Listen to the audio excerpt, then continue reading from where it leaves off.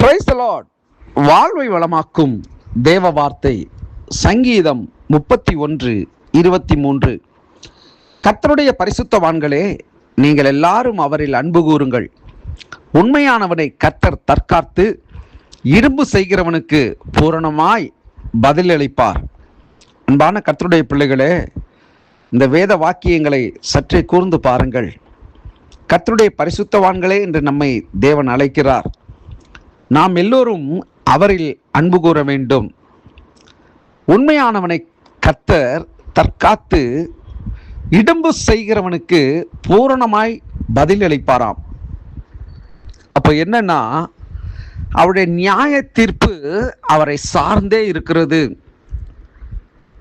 நாம் தேவனிடத்தில் அன்பு கூறுகிறவர்களாய் இருக்கிறோம் என்று சொல்லி அவருக்கு பிரியமில்லாத காரியங்களை செய்து அவரை அசட்டை பண்ணுவோம் என்று சொன்னால், வார்த்தை இப்படியாய் சொல்லுகிறது, இடும்பு செய்கிறவனை கர்த்தர் என்ன பண்ணுவாராம்?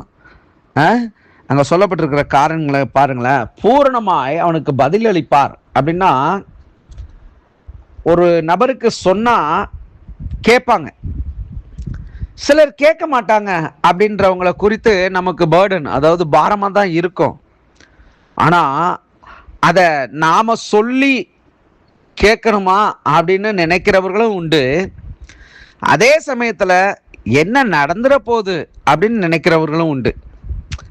நான் என்ன சொல்கிறேன்னா, அவருடைய தப்பிதங்கள், அவருடைய மீறுதல்கள், தேவனுடைய ஆலயத்தின் காரியங்களோ அல்லது தேவனுக்கு முன்பதாக அவருடைய உண்மையற்ற தன்மையோ ஒழுக்கமற்ற நிலையோ எதுவாக இருந்தாலும் ஒன்று, கர்த்தருடைய வார்த்தையை பகிர்ந்து கொள்கிற பொழுது சில நேரங்களில் கர்த்தருடைய ஊழியக்காரர்களாகிய நாங்கள் சில காரியங்களை அப்படியே மேலோட்டமாக பேச வேண்டிய ஒரு சூழ்நிலையை, இன்றைக்கு நிர்பந்தமான ஒரு நிலைக்கு தள்ளப்படுகிற ஒரு சூழ்நிலையை இன்னைக்கு அநேகர் கொண்டு வராங்க.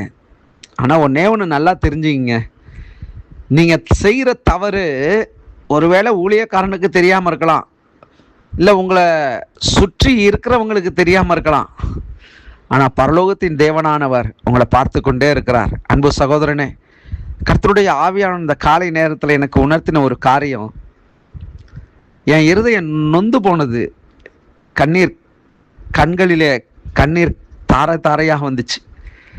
இதில் பேசணுமா அப்படின்னு கூட நீங்கள் நினைக்கலாம். உண்மைதாங்க, ஆத்மாவை குறித்ததான இந்த பாரம், அந்த தாகம் இருக்குது பார்த்தீங்களா, அது எல்லாருக்குமே வராது. சிலர் நினைக்கிறப்ப அவ்வளவு வேதனையாக இருக்கும். தேவனை அறிந்த பிள்ளைகள் அவர்கள் தவறுகிற வேலையை பார்க்கிற பொழுது, அவர்களுடைய பின்மாற்றங்களை பார்க்கிற பொழுது உண்மையாகவே மன ரீதியாக பாதிக்கப்படுகிற நபர்கள் யாருன்னு சொன்னால், கர்த்தருடைய ஊழியக்காரர்களும் அவர்களை நேசிக்கிற மனுஷர்களும் தான். இந்த நாளில் ஆண்டவர் சொல்கிறார், தேவனிடத்தில் அன்பு கூறுங்கள்னு சொல்லி. அப்போது அன்பு கூறணுன்றது கட்டளை, அதை விட்டு விலகுவோம் அப்படின்னு சொன்னான் நியாய தீர்ப்பு. அவனவனுக்கு அங்கே சொல்லப்பட்டிருக்கிற காரியம், இடும்பு செய்கிறவனுக்கு அவனுக்கு தகுந்த பலனு கர்த்தரே கொடுப்பாராம். என்ன உங்களுக்கு பரிசு பொருளாக கொடுப்பாரு? யோசிச்சு பாருங்க.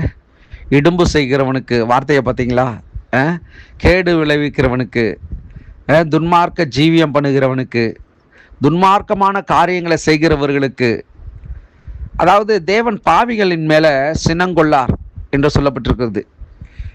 பாவிகளின் மேல் சினங்கொள்ளார் இல்லை, சினங்கொள்வார்.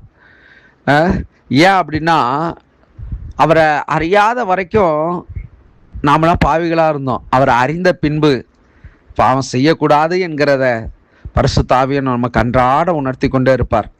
இந்த வார்த்தையை கேட்கிற தேவ பிள்ளைகளே, நாம் இடும்பு செய்கிறவர்களாய் தேவனுடைய அன்பை விட்டு விலகி போகிறவர்களாய் இராதபடிக்கு தேவனிடத்தில் இன்னும் அதிகமாய் நாம் அன்பு கூறுவோம்.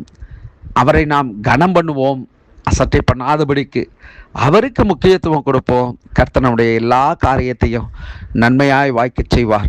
ஜெபிப்போம். நல்ல தகப்பனே, இந்த நாளில் இந்த வார்த்தையின் மூலியமாய் நீர் பேசியதற்காய் ஸ்தோத்திரம்.